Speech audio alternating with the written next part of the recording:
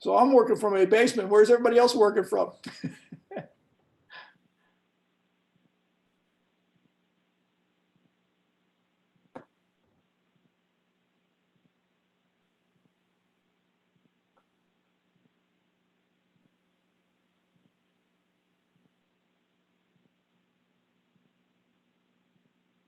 Okay. Okay, good afternoon, everybody. Everybody that's going to come, I think, has come at this point. My name is Rich Bienvenu. I'm the acting assistant town administrator. We are live streaming on YouTube to record the meeting, and for the person to be chairing the meeting, all votes need to be roll call votes. And I'm going to read some language here they're required to read, and then if one of you can offer up a motion to accept this remote participation meeting, and then you can proceed with the agenda. Pursuant to Governor Baker's March 12, 2020 order suspending certain provisions of the open meeting law, General Law, Chapter 30A, Section 18, and the Governor's March 15, 2020 order imposing a limitation on the number of people that may gather in one location, this meeting will be conducted by a remote participation. Specific information such as instructions and guidelines for remote by members of the public and or parties with a right and or requirement to attend this meeting can be found on the town website at www.yarmouth.ma.us. For the public portion of this meeting, members of the public who wish to watch or listen and participate in the meeting may do so in the following manner. Watch a live stream on Yarmouth's YouTube channel. Join the meeting hosted in Zoom by using the following link. Meeting ID 879-6658-7998 with a password of 801034. If you'd like to participate, please use the raise hand function. You may also listen in by calling in on a phone. Audio and video screen sharing functions are disabled, but smartphone callers may participate by using the raise hand function by pressing *9. You can also submit comments to the town using the following email, publiccomment@yarmouth.ma.us, which will be monitored by myself and will alert the board chair of any relevant comments. With that, I'd solicit a motion from the board to accept a remote participation meeting. And Mr. Chairman, you can continue. Do I have a motion to accept that? So moved. Okay. Now I'm just getting used to this myself. Who said that? This is Eric. Oh, hi, Eric. Okay. How are you? Good. How you doing? This is all new. And Rich, we haven't met before, I don't think. But please interject at any point that this is going off the rails because I don't know what I'm doing here. Welcome, everybody. I'm glad to be back from Florida, although I wish it was a little bit better times here. And I know you guys have all been busy participating in these meetings and staying in touch with Jeff. Excuse me, Joe? Yes. I'm sorry. All votes need to be roll call votes. So if you could get a roll call of that first motion. Yep. Okay. Although it's going to be a roll call vote. So I do not have everybody up at the same time. So I'm going to just ask you how that will go. I mean. Sure. I can announce the names for you. Okay. To vote on the motion, Judy. I think you have someone to move it.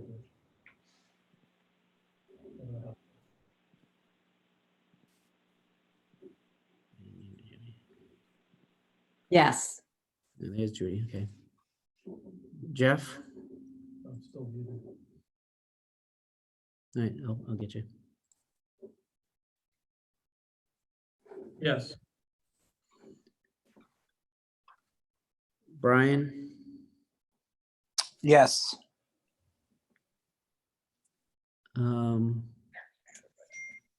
Mark. Yes. Eric. Yes. And I think that's everybody on the committee, right? I'll put in my vote for yes as well. And Joe, yeah. Okay, Joe, go ahead. Thank you. I do now have everybody. I did find a way of putting all you guys on the board here. So I do have everybody. Welcome. Jeff, I see you're here. And I assume when I see a name but no picture, it's just that they don't have audio, video. That's correct. Okay, thank you. Thank you, Rich. All right, so I guess we've already done officially the call to order. I guess we'll now move down to the item number 2 of the agenda, which is the solar design proposal. Not sure, Jeff, or who's going to take that over? Yeah, Joe, I can kick that off. Okay, Jeff. I did distribute that to the committee. There was initially a original proposal. There was some concern about the price tag associated with that solar design. So Rich and myself worked with the consultant, which happens to be Weston & Sampson, but that is a different group of the Weston & Sampson that is doing the design of the building, and asked them to revisit their proposal, explain the tasks, and justify some of the hours and budget associated with those tasks. And in that revised proposal, I did send that out last week. Hopefully everyone has a copy of that, but that is a 6-task proposal with a total project of $26,500. There's a more detailed breakdown of that within the 2-page proposal that was submitted. We can certainly talk about that more if you like, but there are several sub-consultants associated with that task, that work effort. It's not simply just Weston & Sampson, but it is also Rivermore Energy, as well as Unirac and an electrical sub associated with this project. I can talk more about the scope of services, but you should all have it in front of you as well.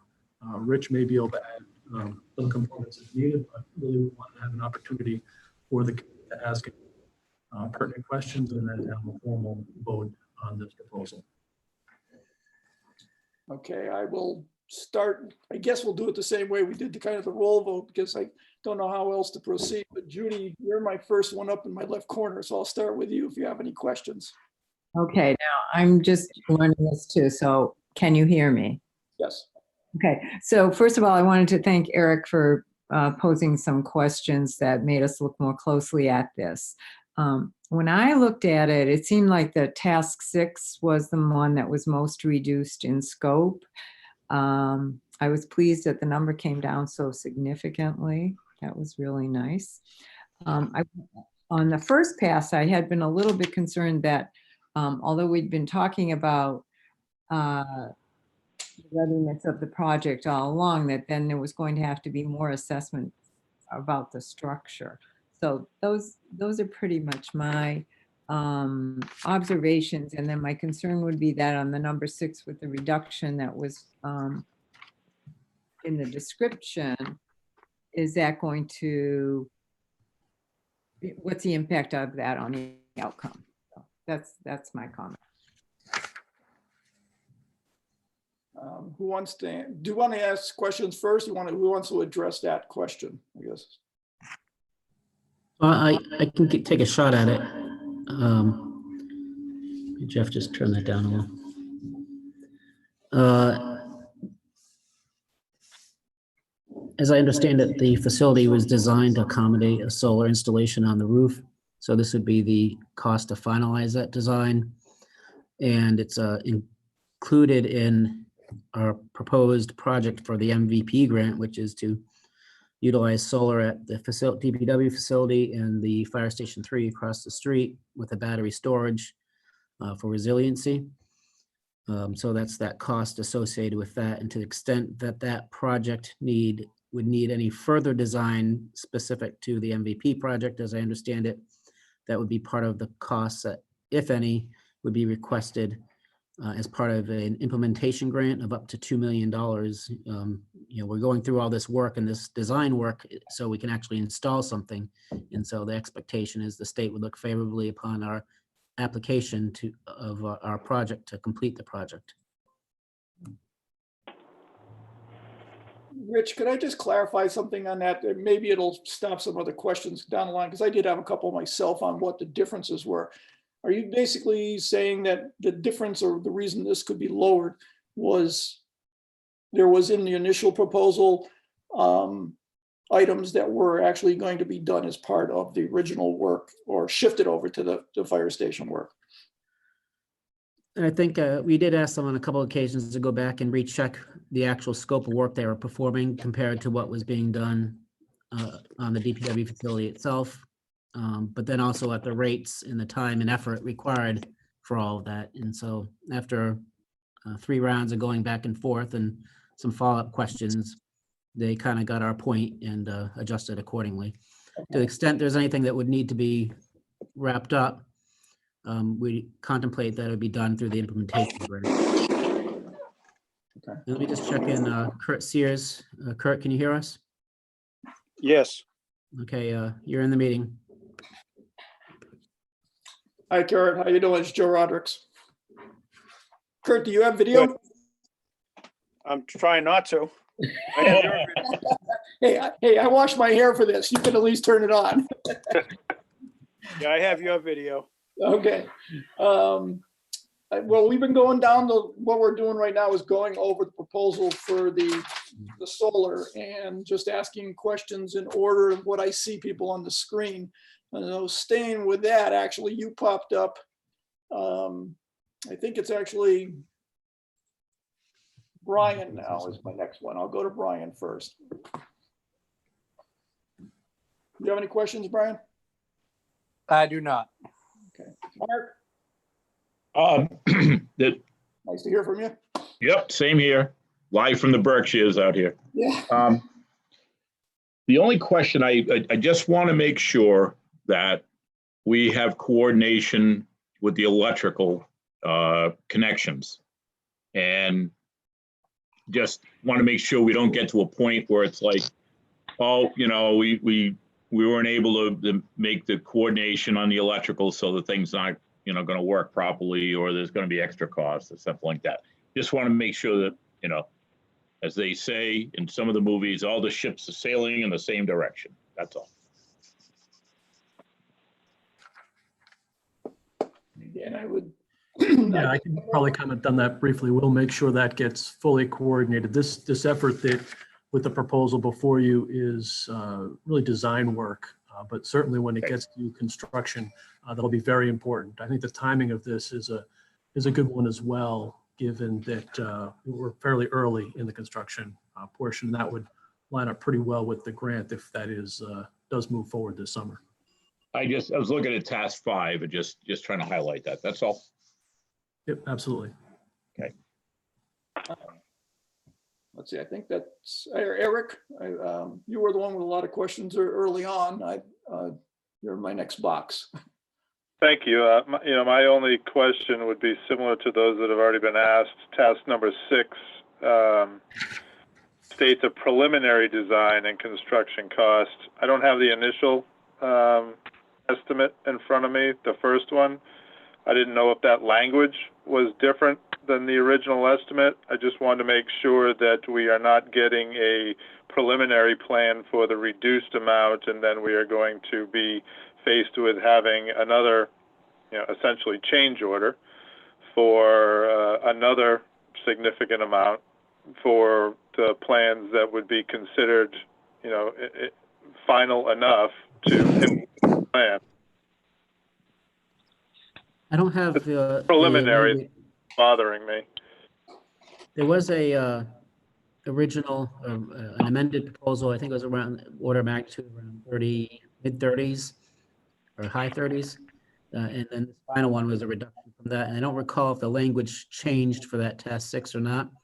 But that's kind of the discussion we had, is that they think this is sufficient, and to the extent it's not, if there's any final design that has to happen with the installation, that would be part of the ask of the implementation grant of up to $2 million. And so the first estimate I saw was 50,000, and the second one, which is the one I have in front of me, is for 26.5. I'm not aware of one that was in the high 30s. Jeff, do you recall that? Yeah, there was a second one in there. We continued to seek additional revisions from the consultant. So there was a interim or a middle proposal there. What you have in front of you is a result of continued back and forth between town staff and the consultant to try to further refine this number. Okay. Okay, so the number that's being considered right now is 26.5. Correct.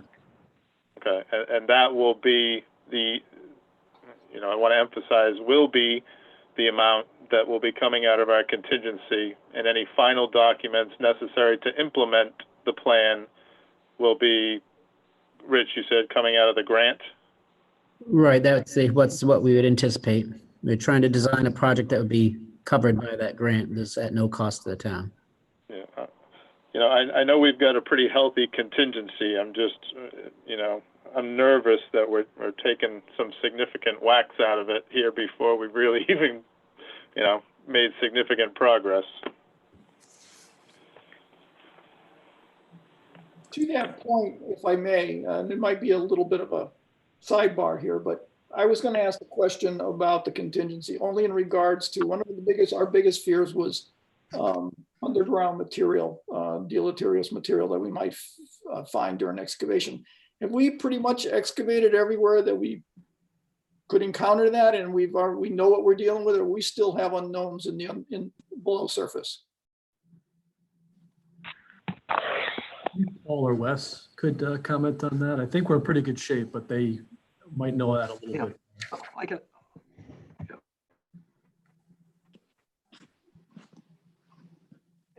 Can I get back to Eric's? Sure. So the original proposal does not use the word preliminary, the $50,000 proposal. It says we'll design the solar electrical engineering plan and interconnection plan, to Mark's point. And then it parenthetically per Eversource guidelines and tariff requirements. So the language is different. So am I to understand then the most of the $25,000 reduction came in the reduction from this question 6? It sounds like Eric and I have a similar take on this, where the reduction came, and then going forward, what the concerns will be. So I guess the folks who were involved in the conversations, Sampson, is that, are we reading this correctly? That's with change? Jeff can correct me if I'm wrong, but I think a good chunk of the reduction, perhaps more than half of the reduction, was as a result of examining that scope of work and the rates involved. Okay. Then this additional amount from the mid to high 30s down to the 26 was a result of that, maybe that scope modification. Okay. And again, anything above and beyond the design of the DPW facility, so any finalization is really a project cost of the solar PV, and that would be part of the Okay, I'm back. project costs that we sought to have funded through the grant. So if there was anything else needed, it would be part of that project cost.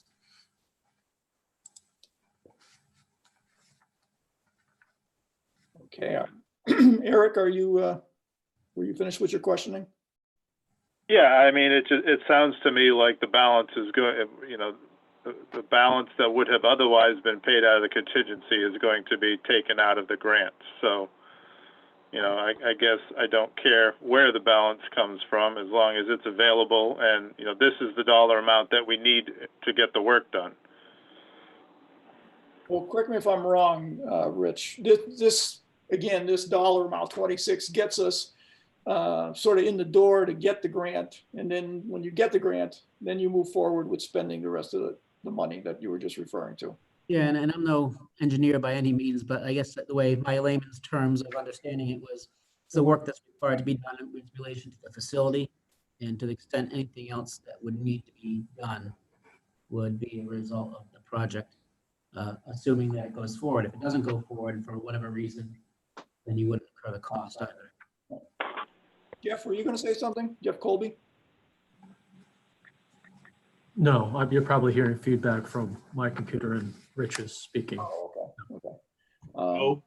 Mark Elkowski, Paul Millett gave the last meeting that we had, gave a very good summary as far as the earthwork and as far as that unsuitable material and so on. So I think he's back on, but Yeah, I'm back you on. can speak to that. Yeah. Yeah, I did issue a summary this morning by email, which I can talk about later on. Saw that. I mean, the bottom line is, I guess I'd ask Jeff Alberti to comment after I'm done here, is, yeah, we're in pretty decent shape with progress. We are, quote unquote, coming out of the ground pretty safely.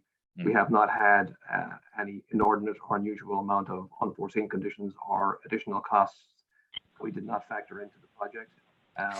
So as of right now, we've spent approximately, or we have committed to $68,000 out of approximately $700,000 of contingency. So we've committed 10%, we've got 90% left.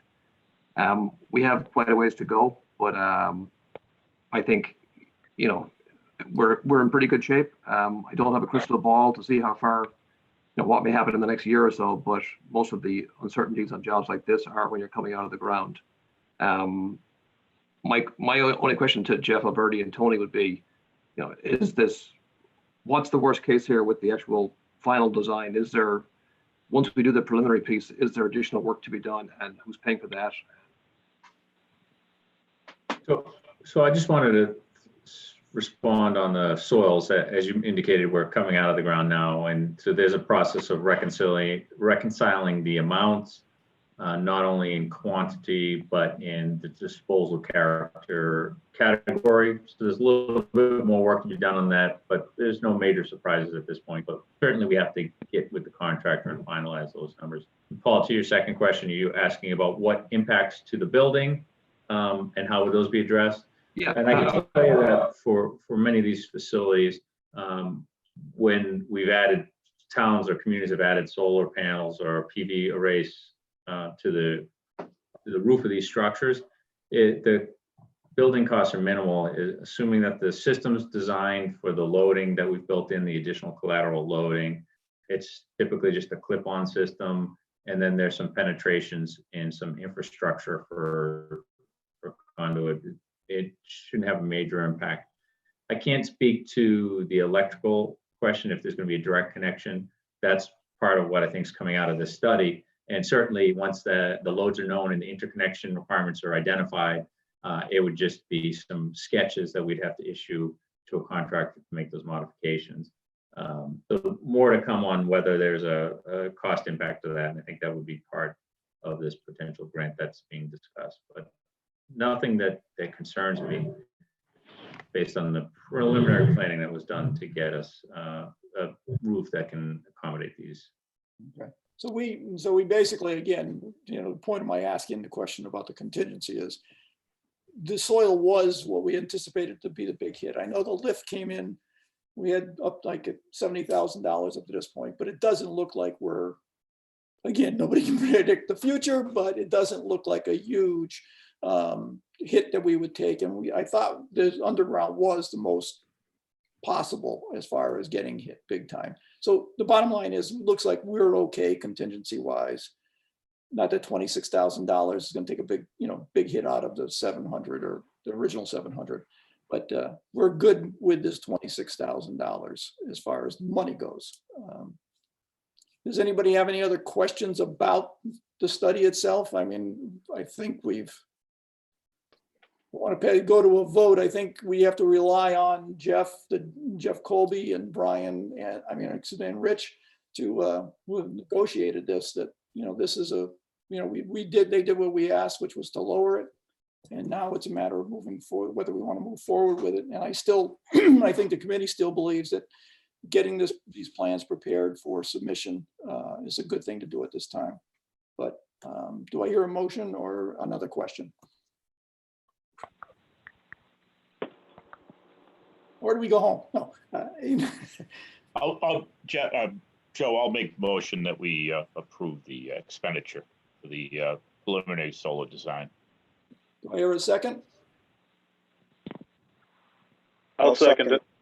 That's Eric, okay. Right, Eric? Yep. All right, well, we got to do it by roll count. Rich, do you want to do that? Sure. Judy? Yes. Jeff? Yes. Brian? Yes. Mark? Yes. Kurt? Yes. Eric? Yes. And Joe? Yes. Kurt, I forget, I apologize. I hope I didn't cut over you if you had any questions, and I didn't go specifically to you, but I know you would have butted in if you did, so. No, most of what I was thinking about got answered in the conversation. Again, I'm still thinking big picture that we watch our contingency, don't get carried away with it. And in a brand new building, there shouldn't be a lot of use for it. Like you said, once we get out of the ground, we should not have big expenditures on that. Okay. Next order on our meeting agenda is progress update. Is that Jeff or Paul? I can start it, and then I got Jeff or Tony add. I issued an email today before lunch with a summary PDF of what's going on the job. Just so everyone knows, we have a bi-weekly meeting every Thursday. The past 2 meetings have been virtual meetings, but they've been working out quite well. Short story, GPW has been able to work continuously since January, and they were able to reallocate personnel to keep the job moving, even when the Carpenters Union had a temporary hiatus. Overall, we're on schedule. The earthwork portion of the job and the site work and the foundation preparation has been going reasonably well. There have been no issues that we have encountered. Soil disposal issues are being handled as per the specifications, and there are no additional cost issues. Site work, the drainage system is approximately 80% installed. I did attach a couple of photographs of concrete pours, which have been going on since early April, as you can see. And work is ongoing in the administration area and in the vehicle storage area. Weston and Sampson have been on site several times as needed with their environmental, geotechnical, and structural engineers to do some preliminary observations and make sure work is in accordance with the plans and specifications. Overall, the job's going quite well. GPW have been cooperative. Again, we have a bi-weekly meeting every Thursday where issues are candidly discussed. In terms of overall schedule, the next biggest issue will be to get the pre-engineered metal building frame up. From talking to GPW and to Bob Fitzgerald, who's our clerk of the works, it looks like toward the end of June is when the first part of the pre-engineered metal building erection will start. So that's kind of the summary of where we're at. Change orders, we spoke about those briefly earlier. We did find an old slab that needed to be removed, which cost approximately $11,000 and some change. Second change order is for the 3-piston hydraulic lift, which is $56,500. So total change orders to date are $68,000 in round numbers. But overall, GPW has been cooperative to work with. On other items, the town is working very closely with WB Mason on a detailed furniture layout, which has been coordinated very closely with Weston and Sampson and with Jeff Colby. And then secondly, we are working and tracking work with Eversource for the permanent power connection. As we know, Eversource can be, they have a lot of work sometimes, and you need to make sure you remind them frequently of the need to give you a new service. So we are working closely with Eversource on that issue. That's the summary of progress. Tony or Jeff, please jump in if you have anything else to add. Yeah, Paul, I think that was a pretty good overview. I don't really have anything to add, but I'm happy to assist with answering any questions that folks might have. As far as things to add, I would just simply add that the next few weeks are going to be footing and foundation work. A pretty significant amount of that will continue. There's a lot for them to do there. GVW is also accelerating some of the drainage work that is outside of the formal fenced-in area, and so that takes a little more coordination with the highway division staff that's still working on the site, but that's going well. There's a whole other driveway on the eastern side of the highway building that can be utilized, so you'll probably see GVW working a little outside of the fence doing some drainage work, but that really is to move the schedule along. Some of that work was scheduled for phase 2, and if they can get some of that work done now, that really pushes the overall schedule because they needed to. Having the carpenters gone for a few weeks, was a challenge for them, but they are back this week, my understanding. So they're back working, and overall, like Paul said, the schedule is good, but they're looking for every way to accelerate and move it forward even quicker. Certainly weather cooperated this winter, and I would assume it actually gave you less problems with your snow and ice efforts while construction was minimizing the site. Yeah, absolutely. That's one of the reasons why they can work on that one side of the driveway, is we're really just not in and out of there currently with snow operations. So we can just use the other driveway at this point. Right. Judy, do you have any questions? One got answered. So I was just wondering if we had to make any adjustments at the work site because of the coronavirus and how that was going. I'll just ask both of them. And then the other one was, I wasn't sure, Paul, if this is what you were expressing, but is there some reason we should expect a delay of the delivery of the metal building, or was that just a cautionary writing style? It was, it was a cautionary writing style. It's the metal building. I just confirmed with Bob Fitzgerald today, who's our clerk of the works. The 300 metal building is being manufactured and being ordered as we speak. And there's been a lot of coordination with the approval of submissions with Weston Sampson's architect and GPW. So it will, again, arrive and erection will start toward the end of June. It was a cautionary writing style rather than committing to a firm date. But you know, May 1st is this Friday, so it's coming soon. The second question about the coronavirus, yes, we environmental partners and Weston Sampson and GPW all have coronavirus, if you will, policies and procedures. GPW in particular, because they want to, they're required to have health and safety procedures and policies to deal with this. So yeah, everybody is exercising appropriate caution. I mean, and is operating accordingly.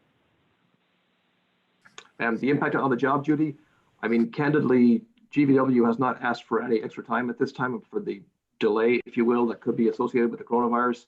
But quite frankly, they've pushed ahead with additional staff they've been able to pull from other projects. So, you know, overall, compared to some other projects we have, this project is moving ahead quite nicely. Nice. Okay, thank you. Brian? Brian, do you have any questions? I do not. Mark?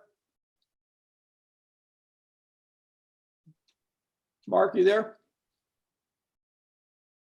I think we lost Mark. I'll skip over to Kurt. I'm all set for now. Who did I miss? Eric. I have nothing, thank you. And I am not missing anybody because all I'm seeing is some green phone call type thing. So I don't know who the other person or the other phone call is. And if I'm missing somebody, please speak up. Okay, well, hearing that, I don't think we need a vote on that. It was just thank you for the update, Paul. Joe, I'm sorry, my internet connection has been kind of in and out. I just got one question, and it's a curiosity more. I don't obviously have the plans here. But is to Tony or Paul, is the electrical connection and other utilities of the building, are they underground to the building from the pole out at Buck Island? From the pole down into the ground and under the ground into the building. All right, yeah, it is underground. Okay, thank you. All right. There's no other questions on the progress update. We'll go to the construction update, which I'm not sure what the difference was there, but Well, I think that should have probably said construction schedule, and we really did touch upon that with the progress update. Okay. All right. There is not a new business. Does anybody have any new business or anything they want to bring up? Are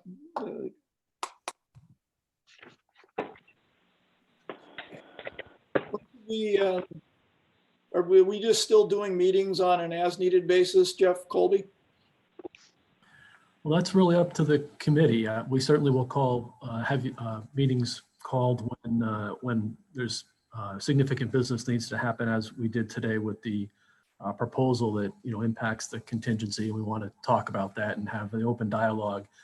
We do need to minimize the interactions with emails, although I will continue to send out meeting notes and progress information, the pictures on the construction that I had done previously. So you'll continue to be informed that way. And if we need to have meetings, we certainly will. If you want to do them more regularly, we can certainly do that as well. There was a period of time at the beginning of this coronavirus that we were hoping it would pass quickly and we could meet in person, but that doesn't seem to be the case. And I think we're probably in this remote meeting environment for a while to come, unfortunately. So it's really up to the committee how often you'd like to meet in this environment. I think the Zoom meeting went pretty well, but there is some learning curves associated with that. Happy to meet once a month, which is what we were hoping to, or meet as needed, really whatever the committee would like, Joe. All right, well, I think what we'll do is we'll go with it as needed. We'll think about, or we'll at least be planning for one in a month from now. But obviously, if something comes up, we can reschedule as quickly as possible with these Zoom meetings. What do we need for posting on a Zoom meeting? 3 days, or is it 7? It's the same posting requirements for a regular meeting, 48 hours. Does not include the weekend, so we had to do this the end of last week. I do appreciate everyone's flexibility with having to shift the days around. It's these Zoom meeting postings do take a little bit of a challenge. There's certain requirements and of course hosting responsibilities and things like that. And so that's been a challenge, but I think we're getting it down now. Okay. Well, not speaking for everybody else, but considering there's a lockdown, if you will, and the golf course is closed, I'm pretty much available all the time. So, all right, anybody have anything else they want to add before we, I call for a motion to adjourn? Thank you, everybody. Thank you. Your Thank motion you. to adjourn? So moved. Second. All those in favor, aye, go with God. Aye. Aye. Aye. Aye. Thank you.